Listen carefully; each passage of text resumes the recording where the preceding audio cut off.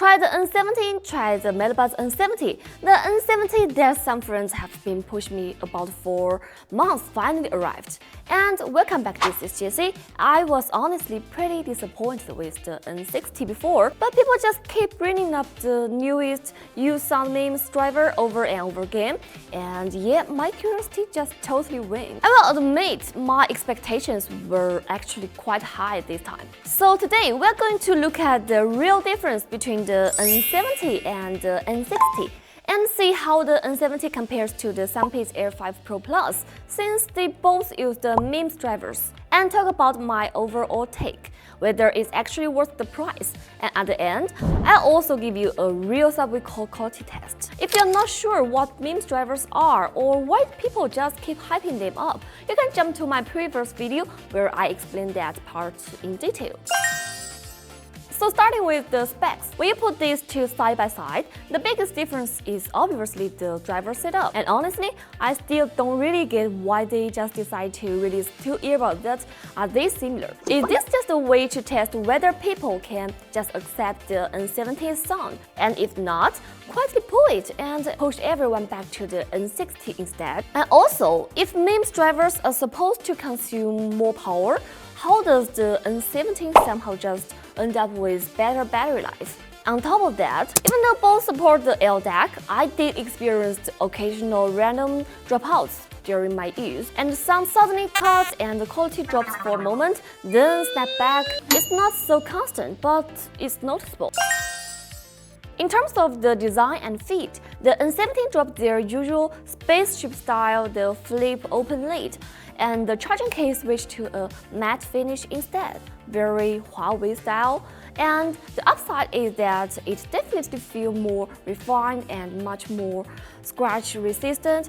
I still remember my old Melobuds Pro literally peeled its paint. While the downside is the usability. Compared to the N60's spaceship style lid, this one is way less convenient. It's much easier to flip out when taking the earbuds out, especially if your hands are dry. And yeah, after testing so many Huawei products lately, I noticed this pretty quickly. And the single ear weight on both is almost the same, but because the N60 has a larger rear chamber, it feels more present in your ear when you put it on. With long-term listening, the N70 is clearly more comfortable, and it's one of the areas where they just improve compared to the Pro. Now let's talk about the noise cancellation, which is one of the main selling points here. Looking at the ANC curves, I'll be honest, it feels a bit like just telling a story. Compared to the N60, the N70 mainly improves in the mid-range between the 500 Hz and the 2 kHz. So things like the human voices and keyboard typing are handled better. As for the low and high frequencies, there are basically no meaningful difference on the graph. In real-world use, both earbuds reduce the continuously low-frequency noise, like the airplane noise, by roughly maybe 87%. For the environment, which is full of voice, like the cafes, the N60 cuts about 30% of the noise, while the N70 gets closer to 40%. That's an improvement, sure, but don't expect anything dramatic. And when voices aren't fully suppressed, you get that classic highlighting effect, where the high-frequency sound and the background hiss actually feels more noticeable. And unfortunately, the N70 still inherits the same old issue as the N60, the app experience. Switching ANC mode still has a noticeable delay, and sometimes the icon changes first, while the actual sound in your ear lags behind by half a second. On top of that, the pressure sensation is pretty strong. When I switch to the strongest indoor ANC mode, I generally feel dizzy and eye strain kicks in. At this price point, there is just no way its noise cancellation can beat something like the Soundcore T4NC. The relationship between the N60 and the N70 is actually very similar to the difference between the Soundpeats Air5 Pro and the Pro Plus. Before the MEMS driver was introduced, the sound was more about overall atmosphere, and only after adding the MEMS did it really start to dig into the details. On paper, the base quantity of the but in real listening, it sounds much wider and more grand, while also being looser and less controlled, with weaker punch, which probably just has a lot to do with that large 11mm dynamic driver. The vocals and the treble just can't really be called the refined either.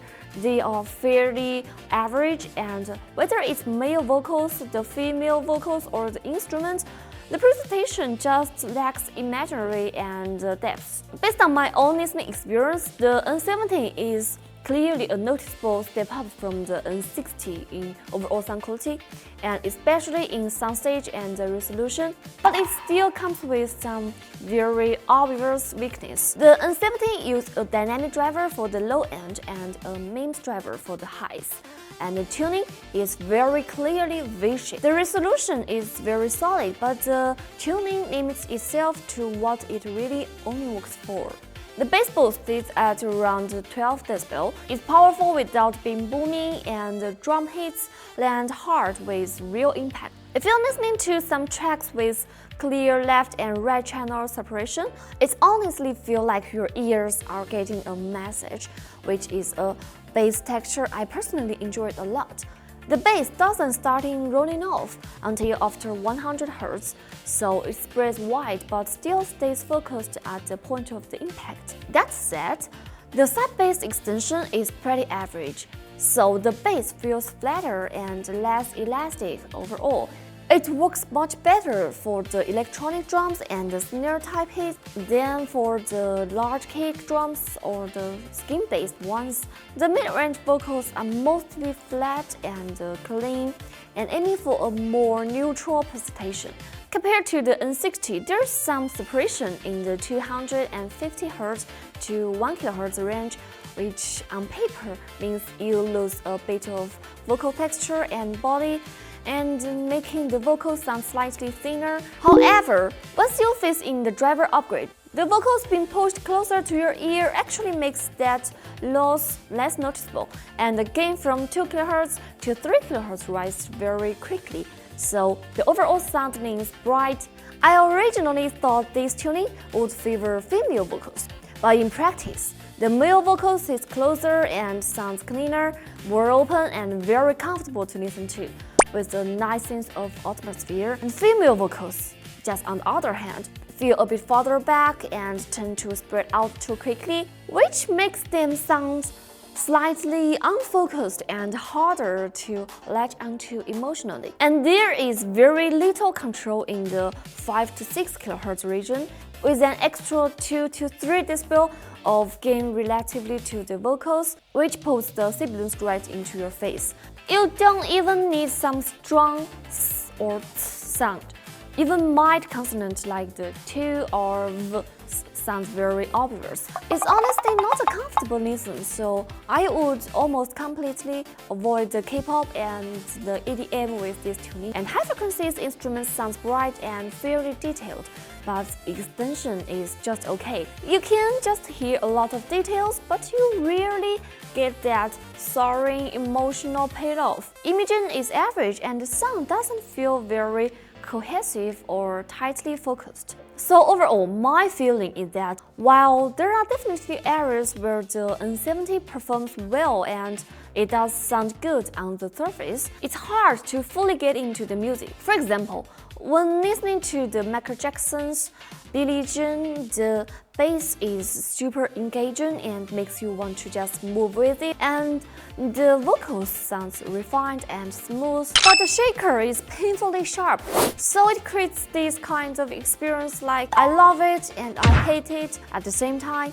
So to me, this ends up being an example where the MEMS doesn't quite live up to my expectations. It's better suited for the R&B or the blues, and definitely not for anything stimulating. And before, a friend in the server strongly recommended his customer tuning, so I gave it a try. And from the curve, you can see it's turned the original V shape into a deep V. At the same volume, everything becomes much brighter, and the bass sounds massive and powerful. And it's definitely ear-catching at first. But once the bass quantity increases, the sound starts collapse towards to the back of your head, and it honestly feels a bit mentally exhausting, I think.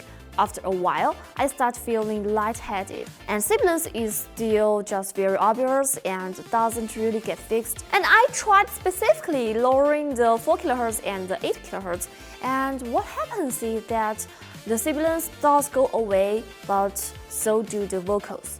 It's like I think I'm ugly and I try to fix it just by covering my face entirely, and technically effective but completely pointless. The driver itself still shows decent headroom and the instrument distortion isn't too bad, but the upper of the violins feels noticeably compressed, with grayness becoming more obvious. And when compared to the Soundpeats, I'm guessing most of you clever already know which one I'd pick between the QCY Melobuds N70 and the Soundpeats Air5 Pro Plus. Actually, the Air5 Pro Plus doesn't hit as hard as the N70. The 5 Pro Plus feels more like just you bouncing on a springy trampoline, and smooth, elastic, and non-aggressive, while the N70 feels more like just you punching a wooden post with very real physical feedback every time. And beyond the bass, the Soundpeats clearly does better in the mids and highs, with more refinement and more detail and cleaner extension. Of course, there's also a pretty big price gap here, so if you care more about the overall sound quality and don't mind giving up some battery life, I'd say it's worth stretching your budget to the Air5 Pro Plus. But if battery life is your top priority, I still wouldn't recommend the N70. There are plenty of better options out there, and I'm just definitely not going to let you punish your ear with some harsh sound that could do real damage over time. At first, I do want to put a disclaimer here, because after I just started doing more and more updates, many of my judgment and the scoring were made when the products were entering my reference system for the first time. That's why there are cases that when I initially felt a pair sounded pretty good, but after trying more and more TWs later on and encountering stronger competitors, I adjust my scores accordingly. This is also why you might notice that the score in my comparison tables don't always match the scores mentioned in the videos. So looking back, my earlier scoring for the QCY Melobuds Pro was honestly inflated. At that time, I didn't have many $30 to $40 earbuds as a reference point, but now that there are more options like the Ceramic MK2 in this price range, objectively speaking, the Pro is no longer a value king.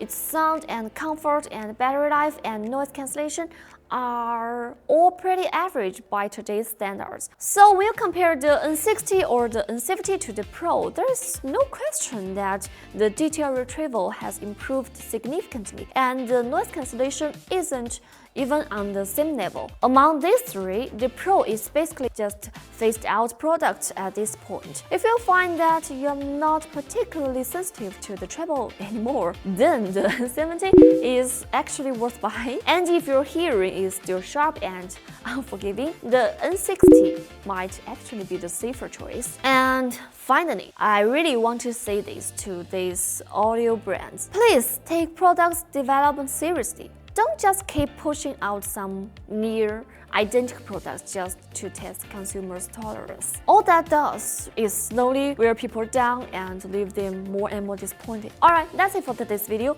and thank you so much for sticking with me. Hope this video brings you some help, and see you next time. Good one, Jessie. Hello guys, this is the content of the Soundpeats Air5 Pro Plus. Hello guys, this is the call test of the QCY Melobuds Pro in the subway. How do you feel the sound? Is it clear? Hello guys, this is the call test of the QCY Melobuds N60. How do you feel the sound? Is it clear? Hello guys, this is